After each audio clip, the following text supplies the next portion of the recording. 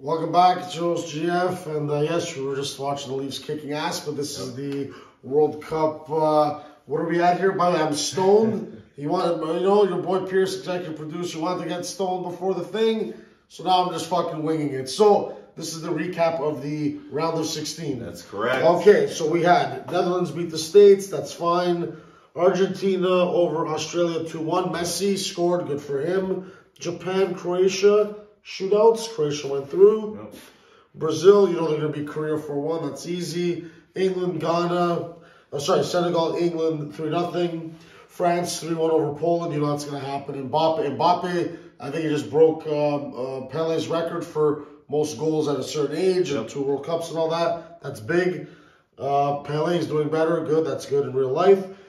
Spain lost to Morocco in a shootout. Yep. Wow. Okay. And then Portugal 6-1 over Switzerland. And last episode, he was right. I'm going to let you take the floor about the whole Ronaldo, Portugal unleashing these young guys. Because I didn't know that. You were right. You taught me something. You blessed me. Educate here at SFW. Yep. So, yeah. So the Portuguese squad, one of the best young squads in the last decade. We got to see João Felix. We got to see Rafael Leão come out of the bench. And, of course, Ronaldo was replaced for Ramos. Ramos came out, scored one of the best turn and shoot left-footed shots in the top left corner you'll see in a long time. And the whole question now is going to be, as they face Morocco, will Ronaldo get into that starting squad? I don't know if anyone noticed, but watch the game again. Ronaldo's entrance into the game was louder than any goal scored by Portugal. So you could tell the coach is conflicted right away. Do I play our legend or do I play to win? If the answer is to play to win, you got to go with the same Manchester United philosophy with Eric Chicken. You can't play the guy. You got better young players, press, aggressive, they can score just as well. Bring him in for a debut maybe later on in the match. Quick, so Bruno Fernandes, so is Bruno Fernandes the guy that, maybe Ronaldo because of his mystique and what it is, so he's one of the guys that, is he getting more of an opportunity? Are they going to play them together? So when Manchester United sent Bruno from Sporting, right, he was taking all the free kicks. He was the captain. He was the man. The ball's always going through him. When Ronaldo went back to Manchester United, he took over all the duties. You could tell when these two guys play, there's a conflict. Bruno needs to be the man. He needs to take every free kick, every corner, every decision has to come through Bruno. Unfortunately or fortunately, when you have Ronaldo in the game, he has captaincy, he has seniority, and I feel like that's what's holding Portugal back. That's the thing. That's what brings Bruno down. But Bruno's top in assists, 3 assists. Okay, and is it Goncalo or who's Ramos? Gonçalo Ramos is the player they brought in for Cristiano Ronaldo. It was a big gamble. I know a few players on my teams are like, our coach is, the Portuguese players, he's cursing us. How dare you not start Ronaldo? How do you start Ramos? But the coach knows. He's at the training. He's with the players. He selected the players. Put faith in the coaches of the country, unless you're John Herdman. Because I thought it was Gonzalo. I'm high people again. I'm getting things wrong. So it's Gonzalo. Portuguese, Gonzalo. Okay, there we go. Portuguese, hey, everyone, go nuts, World Cup, man. Hey, you got Argentina. I saw them downtown. There's some flags at St. Clair, even though it's cold, which is weird for Torontonians that love, and anywhere, but for a lot of places, it's weird, anywhere in the Northeast, Boston, New York. No, it's like a cold World Cup. It's weird. We're used to having it in June, and it's great weather. Anyway, so those were those games, and now the new matchups, the quarterfinals, a.k.a. separate the men from the boys, let the nuts hang out. We have Netherlands, Argentina, Croatia, Brazil. On the other side, England, France, Morocco, Portugal. So I'll let you tee them up in whatever order you want. So we'll go with the first game. So the first game tomorrow is Croatia and Brazil. Obviously, the expectation is Brazil's going to take that match easily. But Croatia has been in Brazil recently. They are the underdog. And if they play a certain defensive game, the Brazilians could get frustrated. That being said, I think the Brazilians are the easiest choice for this round.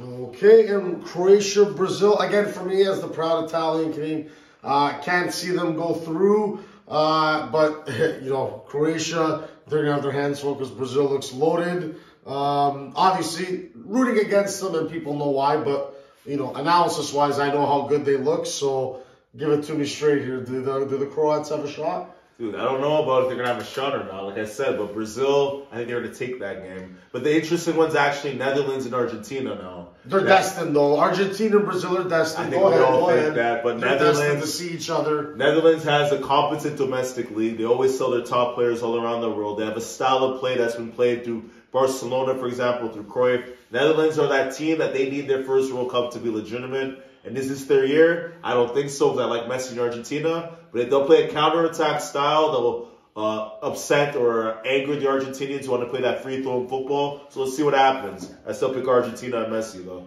Okay, and then, we'll leave that one last. Morocco, Portugal. Morocco, I think, is going to be the underdog here because Portugal is apparently loaded and deep and rolling here. So what do you got? Yeah, so this, again, we have to respect Morocco. I remember before the tournament, Canadians thought it was the easy game. No. These guys play in the highest levels of competition for the last 4 years. They did well in the African Cup. They play a good defensive game. They're well coached. Their coach, you'll hear about him more often. He has a great CV in the last 10 years.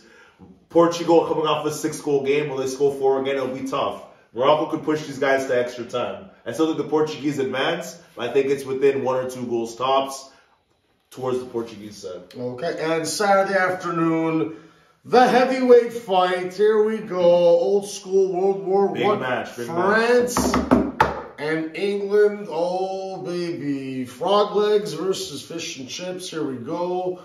Lay it on me, big guy. For me, my call, it's Harry Kane versus Mbappe. Whoever outgoals each other gets it done. What do you got? Yeah, so England, history stats, they are what they are, right? But France has never beaten England in a World Cup tie before. The English have actually won both games. That being said, France are the champions. England, in the last, 50 years, seem to choke all the time. So the question is now, can they turn up in a big game?